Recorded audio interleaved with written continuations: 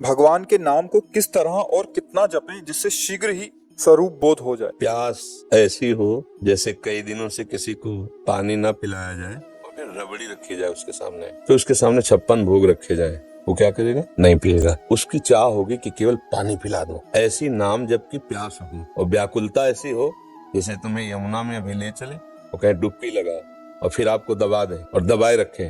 जो श्वास लेने की व्याकुलता आपके अंदर हो, वैसी व्याकुलता हो तो बिगड़ी जन्म अनेक की अब वहीं सुधरे आज, अभी भगवत साक्षात्कार हो जाए। व्याकुलता हो ऐसी जैसे यमुना में डुबोने पर श्वास लेने की चेष्टा करने पर फिर दबाया जाए, वो एकदम श्वास के लिए व्याकुल हो रहा है, प्राण व्याकुल हो रहे हैं। और प्यास ऐसी हो कि जैसे पानी की चाह वाले को रबड़ी रसगुल्ला रखा जाए। ब्रह्मादिक के भोग शब्द विषम लागत ताहि, नारायण ब्रज चंद की लगन लगी है जाए। ऐसी तो चाह हो और ऐसी व्याकुलता हो कि दरस बिन दुखन लागे न। जब से तुम बिछड़े पिए प्यारे कबहु न पायो चैन। अभी हम चैन से सो रहे हैं, चैन से खा रहे हैं और हम भगवत प्राप्ति की बात कर रहे हैं।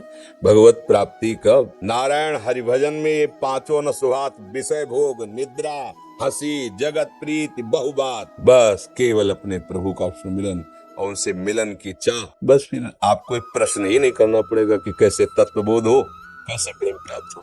समझ रहे हो बच्चा? महाराज जी, अशांति, भयंकर जलन अज्ञान के कारण या प्रारब्ध के कारण या फिर वर्तमान अपराध बन जाने के कारण होती है। सबका मूल अज्ञान ही है। वर्तमान का अपराध भी अज्ञान से ही होता है और पूर्व अपराध जो हुए हैं वो प्रारब्ध का नाम दिया जाता है, वो भी अज्ञान से हुई है।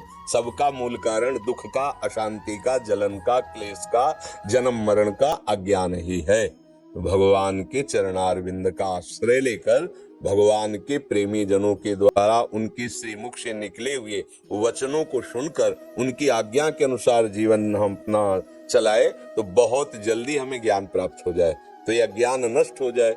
अज्ञान नष्ट होते ही परम शांति की प्राप्ति हो जाती है। श्रद्धावान लभते ज्ञानम तत्परः संयतेन्द्रिया ज्ञानम लब्ध्वा परम शांति। परम शांति कहाँ मिली? ज्ञानम लब्ध्वा परम शांति मच्रेणादि गच्छति।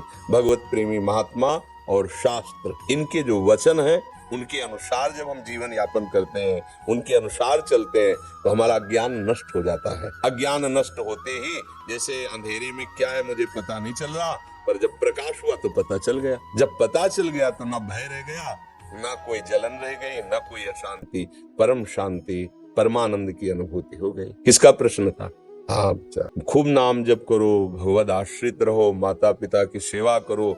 अभी नई अवस्था है, ब्रह्मचर्य पर दृष्टि रखो, गंदे आचरणों की वृत्ति वाले लोगों का संग न करो, दृश्य न देखो, वैसा बात न करो। बड़े भाग्य हैं जो आप परमार्थ संबंधी जिज्ञासा रखते हैं, पर इसकी अनुभूति के लिए जैसा आदेश हो गुरुजनों का, शास्त्रों का, वैसे चलने पर अनुभूति होगी। प्रश्न करना उतना लाभदायक नहीं होगा जितना आचरण में उतारना लाभदायक होगा।